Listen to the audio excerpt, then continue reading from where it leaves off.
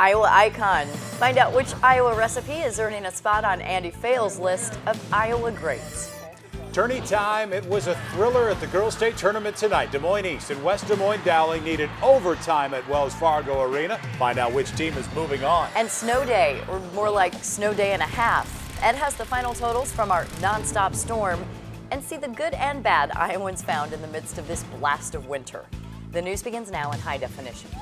From WHO HD, Iowa's high definition leader. This is Channel 13 News at 10. 36 hours of shoveling, slipping, and sliding is over. Our never-ending winter storm is finally gone. Good evening. I'm Erin Kiernan. And I'm Dan Winters. In case you were counting, the snow fell for a day and a half, but tonight the skies are clear.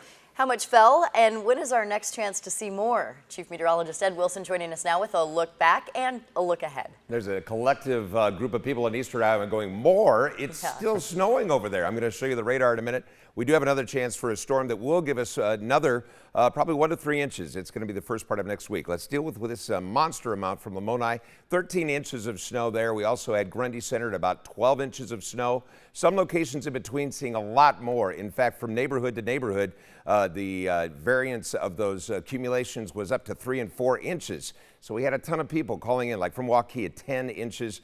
Centerville, southeastern Iowa, down around Appanoose County, over 9.5 inches. And in Des Moines, official, this is 8.8 inches of new snow, leaving us with 15 inches so far of snow this month. Here's the snow that's still going on across the eastern, at least half of the state. A chance for light snow tonight. Most of it's flurries right around the east side of the metro and then back over toward Ankeny, Monroe, Newton, Marshalltown, even over toward Brooklyn and Oskaloosa. We could see another little bit of accumulation. Few flurries tomorrow as well, but as we go through the overnight, this system will start to get all the way out of the state.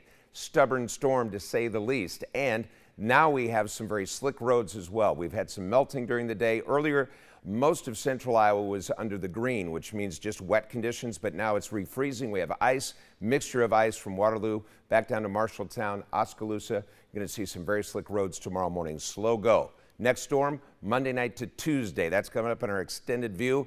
If you can bear it, we will let you know exactly when it's going to hit.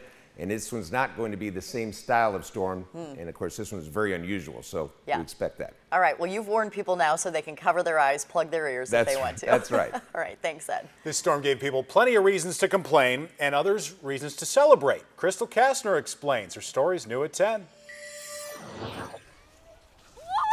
Ask any kid what they think of all this white stuff. Awesome. Tastes great. Good. Not good. Well, almost any kid. Adults, mostly, tend to agree with the latter. I'm over it. I'm thinking that Arizona or someplace like that would be nice right now. I really hate it myself. It's not hard to when the work just keeps on coming. The storm twice. We have to get out several times and get the snow taken care of. Otherwise, it piles up too much. Yeah, it's my third time through this snow. Since the third time probably won't be the last. Ed says next week again. Some folks have decided to just make the best of it. I like to go up and down the sidewalk for the neighbors. Actually, this isn't too bad as snow. It hangs together, and it isn't blowing right now. Get over it. It's going to happen. You live in Iowa. We got to deal with it. And if that doesn't work, just take a page out of their book. I think we all remember when we were kids how much fun snow was. We might as well make it fun while we can. When it comes to all this snow, their only bump in the road, The first one I was scared because I went on that big lump over there. is conquering this hill. I felt like I was flying. Crystal Kastner, Channel 13 News. No children were harmed in the shooting of that story. Most snow ordinances have been lifted, but in Des Moines, you're still not allowed to park on any city streets unless they've been cleared from curb to curb. A carjacking victim is in critical condition tonight, and Des Moines police need your help finding the person responsible. Police say 36-year-old Mike Wasicki was driving home around 8:30 last night when he was assaulted and his vehicle was stolen. Police were called when someone found Wasicki lying in the street bleeding from a head wound. He's now in a medically induced coma. Police say they have no leads in the case and likely won't until Wasicki wakes up or someone comes forward with information.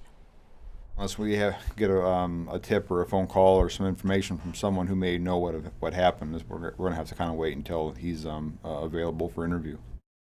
Wasicki was driving a gray 2005 Nissan Altima with Iowa license plate 429XQY.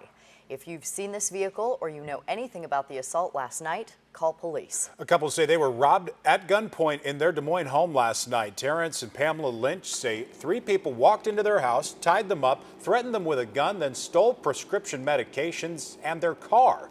Police quickly found the car using its OnStar system, but the suspects had abandoned it.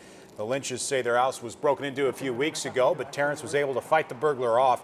He tells police he thinks these 2 cases are connected. Today in an Ottumwa courtroom, Seth Tekel's defense tried to downplay his affair with coworker Rachel McFarland leading up to his wife's death. But the jury heard more testimony to the contrary. What feelings did he express about her? He said that he cared for her, and he told me on numerous occasions that he loved her. Michael Skakel says Tekel didn't want to divorce his wife, Lisa, because he didn't want to pay child support. Skakel also testified that Tekel was concerned about his relationship with his father-in-law, a veteran of the Wapello County Sheriff's Office. He said basically that it would be easier if she was in a car wreck and died. Do you remember when Seth Tekel made this comment? It was the end of April of 2012. Lisa Tekel was found shot to death 1 month later. Authorities found a loaded 12-gauge shotgun outside the Tekels' home in some tall grass. The defense is claiming that that gun was there because of trouble they'd had with a neighbor. Federal authorities say an inmate in an out-of-state prison is responsible for a powder scare in Des Moines this week. The federal courthouse was evacuated on Monday after someone opened an envelope. It contained a threatening letter and a white powdery substance. The powder turned out to be acetaminophen. Authorities believe the same inmate sent a similar letter with powder before. Congressman Tom Latham says he isn't looking to change chambers at the U.S. Capitol. Today, Latham announced he will not run for the U.S. Senate next year. In an emailed statement, the congressman writes, "I cannot in good conscience launch a 2-year statewide campaign that will detract from the commitment I made to the people who elected me at a time when our nation desperately needs less campaigning and more leadership." With Latham out of the running, speculation now turns to fellow Iowa Republican Steve King. Congressman King said today he is still considering running, but he won't rush the decision. Congressman Bruce Braley has already announced that he will run for the Democratic nomination for the seat being vacated by Tom Harkin. You can hear more from Tom Latham about the decision he's made this Sunday on Channel 13 when he'll be a guest on The Insiders. That's starting at 9:30. Democrats and Republicans at the State House released their budget proposals today. The difference, nearly $500 million. House Republicans set their target for next year's budget at $6.4 billion. That's a 3% increase from last year. Senate Democrats want to spend $6.8 billion, 11% more than last year. Governor Branstad's budget falls somewhere in the middle. He wants to spend $6.5 billion. All 3 budgets leave hundreds of millions of taxpayer dollars in reserve. More Iowa high school students are earning their diplomas. The State Department of Education says 89% of high school students graduated last year. That's an increase of nearly 1% over the year before. The news was even better in Des Moines. The graduation rate for the district went up more than 3% for the class of 2012. Tonight, a basketball lover's dream in Iowa. There was action on all levels. Dowling and East go to overtime at the girls' state tournament. The boys' state tourney field is set, plus the Iowa, Drake, and UNI men and the Cyclone women in action. Keith will have all the scores and highlights. And of course, Iowa's known for its sweet corn. Our state perfected the pork tenderloin, but another dish is truly an icon. Right after the break, the debate about how this state got its start and where you'll find it on the menu. From WHO HD, Iowa's high definition leader. You're watching Channel 13 News at 10.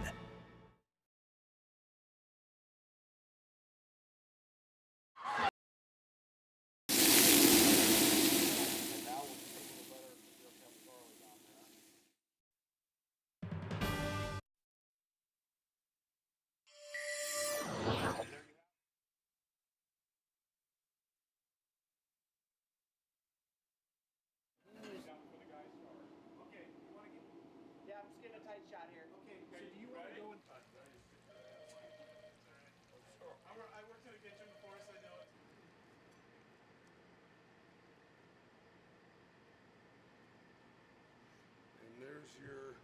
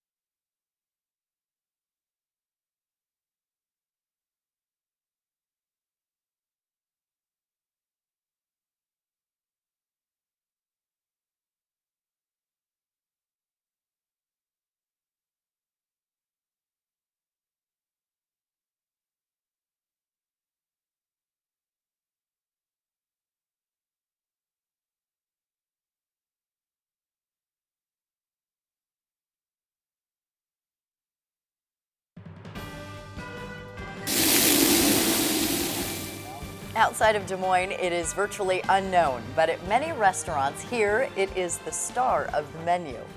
When the finest Iowa beef meets traditional Italian spices, the result is a dish that's been making mouths water since the 1940s. Which gives it a great history, linking together some of the biggest names in Iowa cuisine. Channel 13's Andy Fales has this sizzling story. It's new at 10.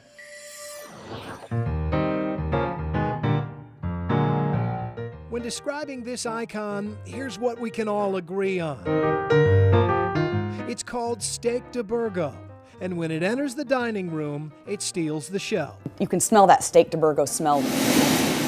When that de Burgo sauce hits that hot plate, you can smell it throughout the entire restaurant. That smell has hooked many an Iowan and never let them go. Their de Burgo cult-like thing. That's the only thing they ever eat. Put it right on the hot plate. It's Des Moines' signature dish. Got a little sizzle there. And it always begins the same way. It's a great quality piece of tenderloin. Tenderloin is the most tender cut on a steer. You've got this really velvety, wonderful piece of meat. But flavorful, it is not. Yeah, you need to add something to it. That's where the harmony ends. Nearly every other aspect of steak de Burgo is up for debate. Most dishes that are regional specialties have good stories, and most of those stories are told in many different ways. One story says it started at one of Des Moines' original restaurants by its imaginative owner. It's Johnny Campiano. He started cooking that down in New Orleans when he was in the Coast Guard and trying different foods, and he always did. At Johnny and Kay's on Fleur, Campiano cooked his steak de Burgo in olive oil, Italian style. And he had a lot of ideas on food. He loved to eat. Food was everything. Yeah, I mean, that's why he died, I guess, when he was 64 years old. Years later, it was adopted by another Italian across town. And it was just like, hey, how come you don't have steak de Burgo? Or where's your steak de Burgo? Smells good, doesn't it? Chef Pat Morris gave the Latin King its own spin on the dish, out of the pan and onto the fire. So I'm just going to give it a little turn. I think that charbroiling will help give it a little extra flavor. The Latin King's de Burgo doesn't get crowned with its signature garlic, butter, and spices until the dramatic finish. At Jerry Tallarico's Sam and Gabe's restaurant, spices go on right away, and then the steak is cooked in butter just the way his dad did it. This was the recipe that my father used in his restaurant. While Johnny and Kay's opened in 1946, Vic Tallarico opened his first place in 1939. He served de Burgo there, and later at his well-known Vic's Tally Ho on Douglas Avenue.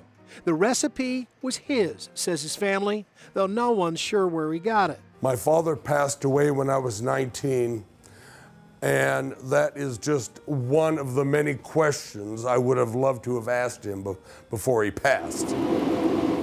So, does it belong to the Tallaricos or the Campianos? Time to bring in a third party. Chef Steve Little, you make the call, man. Aw, come on. Little learned his version working at Johnny's Vets Club, John Stamatelos' restaurant in West Des Moines. He'd bought the place by the time the flood wrecked it in '93 and would bring de Burgo to his new business in Beaverdale. We add a little bit of basil and oregano. That part is standard, but here comes the curveball. There's garlic and butter and heavy cream. Chef Bob Bianchi added the cream back at Johnny's. Now many places serve it that way. And there you have the steak de Burgo, a la Johnny Vets Club, and Chef's Kitchen. Purists decry the cream, but few would pass this up. After all, de Burgo is alchemy, not science. It's just so good, and then you taste it, and you've got this velvety, velvety steak that, you know, that just melts in your mouth, and then that butter just adds all that extra flavor. All right, enough said. It works. A salute to the proud men who gave us our own flavor. Still sizzling, linking our humble past with our dressed-up present day. We're divided on how to spell it and cook it, how to serve it and where it came from. I've never seen it outside of Des Moines. But on this, we're all together. It is really good. And it's ours, any way you like it. Bring out the steak de Burgo and call it an Iowa icon. Andy Fales, Channel 13 News. As for the name DeBurgo, it's not really clear where that came from either. It's thought it might be named for the city of Burgos in northern Spain, though Tom Campiano and Jerry Tallarico say their fathers never even visited Spain. They had no connection to Spain either. How about this? Who cares? I'm It down is with that. so good. And I had a full meal earlier, but I am like dying What did right you say? now. You might as well slather it right on your thighs. Oh, I mean, they're all that way with all that Yeah. butter, but then when you get to the one with the cream in it, I said, yeah, you might as well just slather it on your thighs. But What kind of don't the week do that. for, though? Exactly. Every day you Oh guys my work gosh, out. That's no. good. I don't work out at all. This will work out, though. If you have to deal with snow, make a kid cave. This is from Christine DeMoss in Albia. That's Jackson having a good time with the puppy as well. And Sarah Hall, I love this picture, down in Lucas. They have the Peanuts gang there. That's her husband Tracy and Avery, her daughter, having a day off of school together. Good job. 32 is the high, 27 the low. 8.8 inches of snow, and it's still giving us some snow headaches in eastern Iowa. I'll show you where.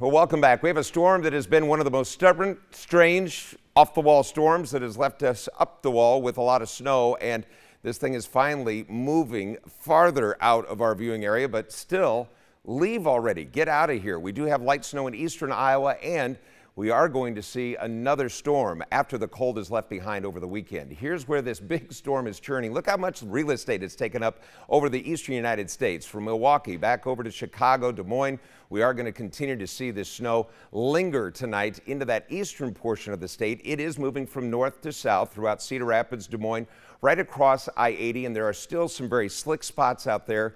Make sure you take that extra time tomorrow morning. This is not going to clear up, even with some of the road treatments. We're going to see more blowing and drifting outside of the metro, and there's still icy conditions. You can see that lit up there. 511 is the number to call. You can also see that map at WHOTV.com or the 13 Warn Me app. You can find that for your smartphone or tablets. 24 from Webster City to 28 in Ames. Everybody falling down to the freezing point or just below.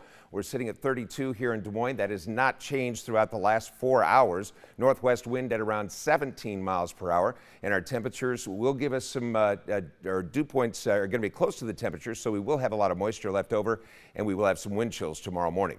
So let's get this guy out of here. As that low finally moves across the Great Lakes, we're going to see the clearing skies out to the west. High pressure moves in, but that also kind of opens up a door to colder air over our weekend. Temperatures are only going to be in the 20s on Saturday, low 30s on Friday, and on 20s on Saturday with a lot of sunshine. We just have a lot of snowpack left over. So that little light snow moves out. The next storm I want you to really be aware of is the one on Monday. So we get through the weekend, things are drying up. Finally, we'll be able to dig out.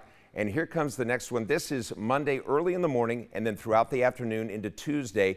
Completely different storm though, because this storm is out of the northwest. It won't have as much moisture, but I think we will be shoveling at least maybe 1 to 3 inches right now. That's a fair guess, but we will give you updates on it throughout the rest of the week. Right now, 25 degrees for the low. Not bad for the lows, but hard to warm up with 33 the high tomorrow. A few flurries, no accumulation expected. And the 3-day forecast keeps us in that chilly Saturday high of only 28. As I said, wall-to-wall sunshine, but that snow is going to do its job, kind of keeping us cool. Next week, warm enough Monday, Tuesday as that snow moves in to possibly see a little bit of a mixture as well, and that will really come into play. If we see more of a mix, it'll be less snow accumulation. All righty. Wow. Lots to keep tabs on. All right, thanks, Ed. Most people are familiar with Peter Jock's name, and a lot of people know he transferred from Roosevelt to Valley. So Roosevelt would love to knock out Valley. Find out if the Rough Riders did it.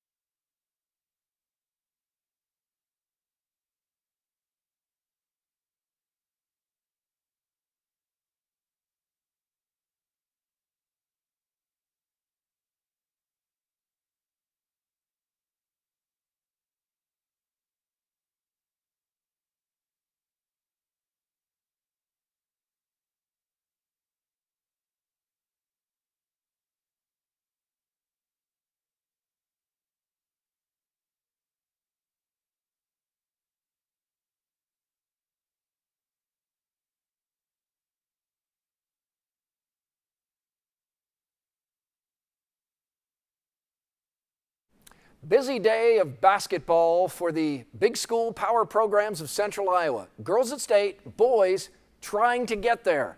Hoover Huskies, they want that ticket to Wells Fargo Arena. Same deal for the Urbandale Jayhawk.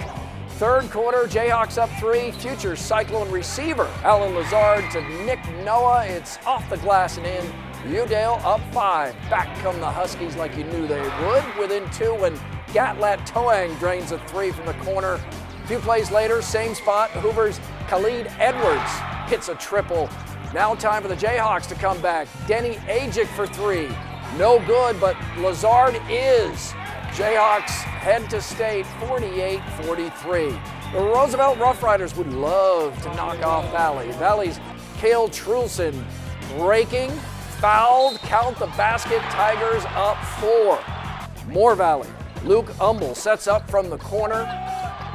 He's good there. That's 3. Valley still leading, but here come the Rough Riders. Chris Bennett earns 2 inside, Mr. Double-Double. Then Jalen Jones comes open under the basket, and we have an upset. Roosevelt going to state for the first time in 30 years, and you can bet Rough Rider fans will represent. Riders win 47-45. Rough Riders jump ahead to state. Ankeny Hawks against the Dowling Maroons. Hawks down 12. Second quarter, Ankeny's Ted Friedman adds 2 for the Hawks. But the Maroons, well, they were hot tonight. Peter Odia passes to Jack Green, and that 3 is good. A few seconds later, it's Odia to Green again. It worked. Try it again, right? Back-to-back threes.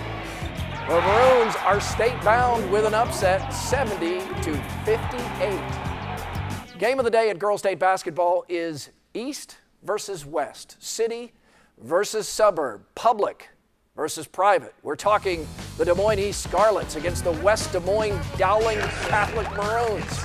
First half, East works it inside to Charisse Burrell. Scarlets take the lead. Later, go inside again. Darianne Nickerson. The Scarlets build a 10-point lead. But Dowling keeps coming. Down 3, final seconds. Audrey Faber got it. Faber nets 21, tie game, overtime, and East doesn't recover. In the extra period, Katie Mock spots up, drops 3. That seals the deal. Great game, good comeback. Dowling advances 47-41 in OT. Dowling plays number 1 Mason City next. Coach looked at me in the huddle and asked if I wanted the shot, and I said yes, and luckily knocked it down. I think they can play with just about everybody in the field, but everybody in the field is pretty good, and so on a given night, it could be anybody's state championship. Without a little pain, there's no gain. You know, sometimes you have to go through something like this to reach your ultimate goal. You never want to script it like this. However, as the girls was told, the new season starts tomorrow. Ankeny Hawkettes know all about their tradition. They make more against Washington. Jaylee Winters inside for Ankeny. Dan Cheers. Outside, work the ball to Brittany Hedrick. Splash, 24 for Hedrick. Ankeny to the semifinals with an 8-point win, 66-58. For us to score 66 points, it's like 2 games worth maybe sometimes, but I thought we adjusted well, and like I said, I thought every time we needed to, we had somebody that stepped up. We needed to play hard. We needed to have our Ankeny defense, and we just had the will to win. Ankeny plays Southeast Polk if the Rams get by Muscatine. Caitlin Engel inside for the Rams. She's Ram tough. 2 of her 18 points. Other end, Emily Clemens knocks down a 3 for the Muskies. Southeast Polk wears Muscatine down. Annie Penquire ties the game. Southeast Polk finishes strong. Rams advance 48-45. We've talked about beating some really good teams with our defense this year, and I just felt like the first couple quarters we didn't play with that intensity that we were capable of, and we kind of were a little bit more relaxed than I thought we should have been on defense. We got up by 10 at one point, and then they fought hard and came back, and we fought it off like we have all year. For complete Girls State scores and highlights, log on to WHOTV.com. The Hawkeyes won't soon forget their collapse at Nebraska. A chance to create better memories tonight. Hawks hosting Purdue, low-scoring game. Basketball to Aaron White in the corner. White hits, good sign for Iowa. Anthony Clemens playing tough defense, pops the ball up into the air, runs ahead and dunks. Iowa's ahead for good. That was a spoiler. Second half, Zach McCabe missed his first 4 shots, but count 3 on his 5th. And the kill shot comes from Josh Oglesby. Yeah, this is more like it. Iowa by 10, a winner tonight, 58-48. Southern Illinois putting the finishing touches on a win over Northern Iowa. The Panthers lose their second in a row, 63-57 at Southern Illinois. I can't figure Drake out. Tonight, the Dogs look great. The Bulldogs win at Indiana State. That's an upset, 67-56. Wow. There's your basketball fix. Huge night. We'll be right back.